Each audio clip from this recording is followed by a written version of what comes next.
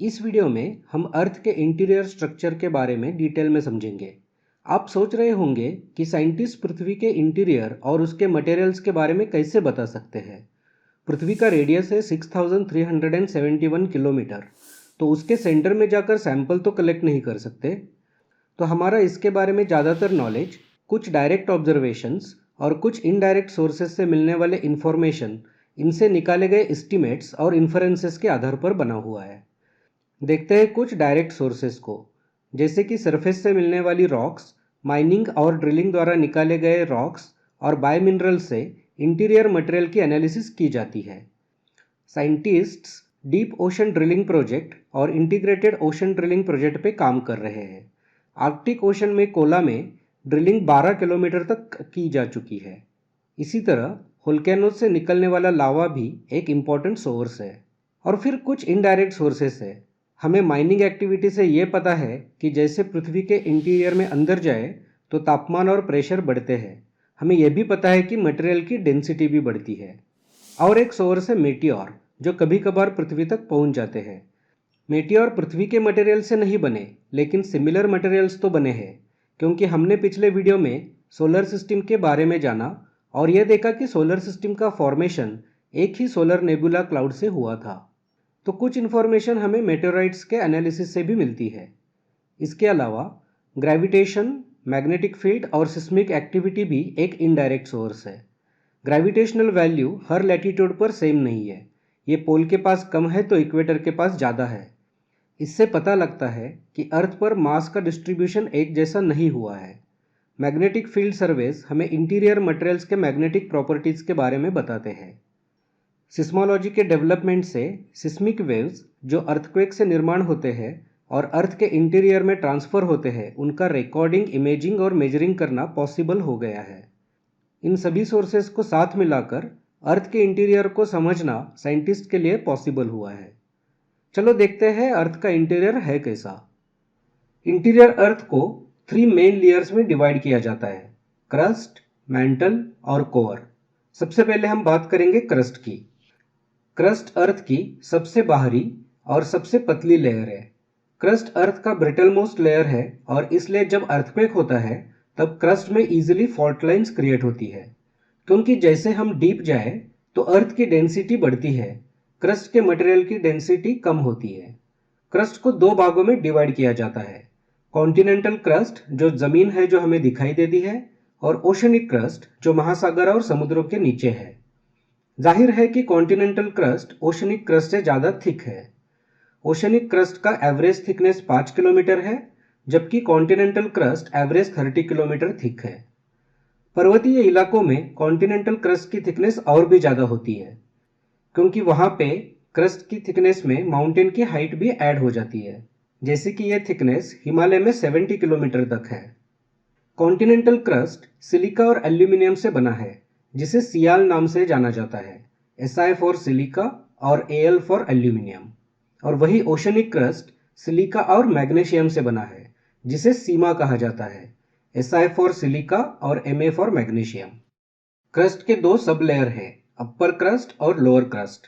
Generally अपर crust continental crust से dominated होता है, जबकि ओशनिक क्रस्ट लोअर क्रस्ट का पार्ट होता है।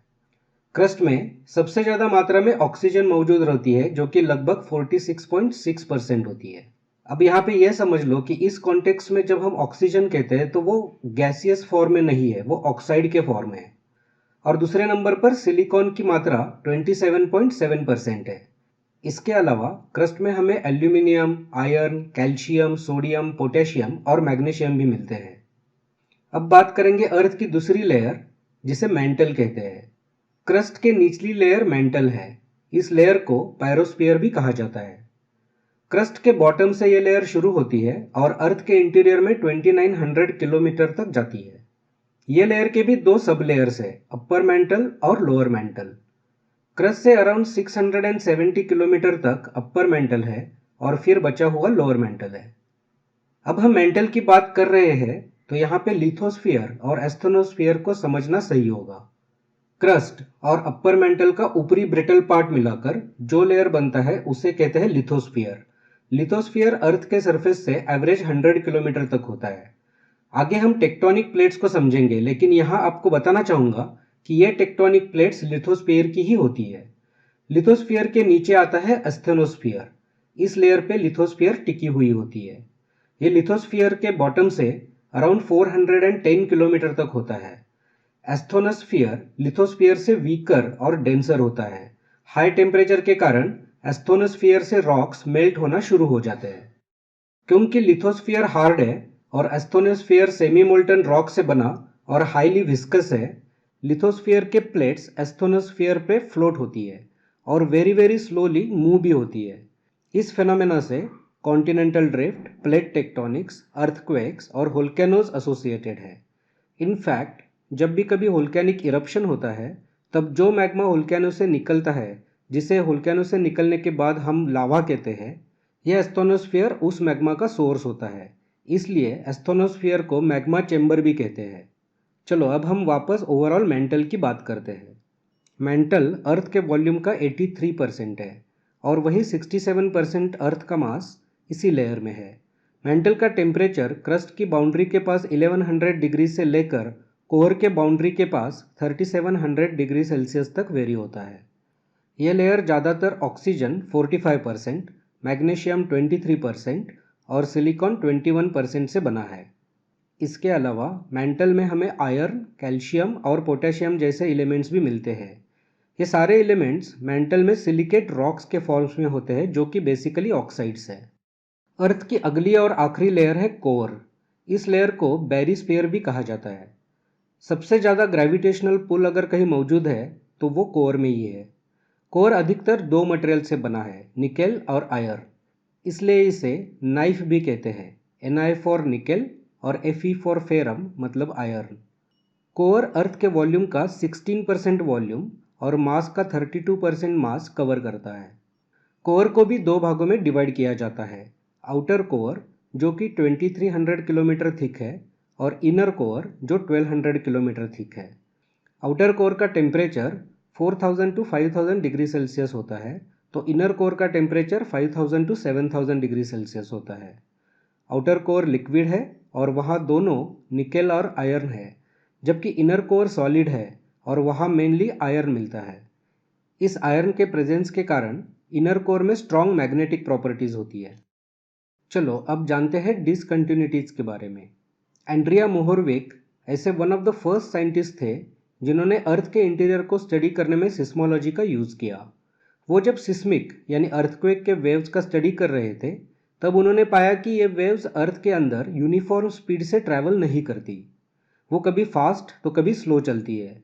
इससे उन्होंने अनुमान लगाया कि अर्थ के अंदर अलग अलग डेंसिटी के लेयर होने चाहिए, जिनका डेंसिटी डिफरेंस इन वेव्स के स्पीड्स को अफेक्ट कर रहा है। उनके इन एक्सपेरिमेंट से उन्होंने इन्फर किया कि मेंटल क्रस्ट से ज़्यादा डेंस है।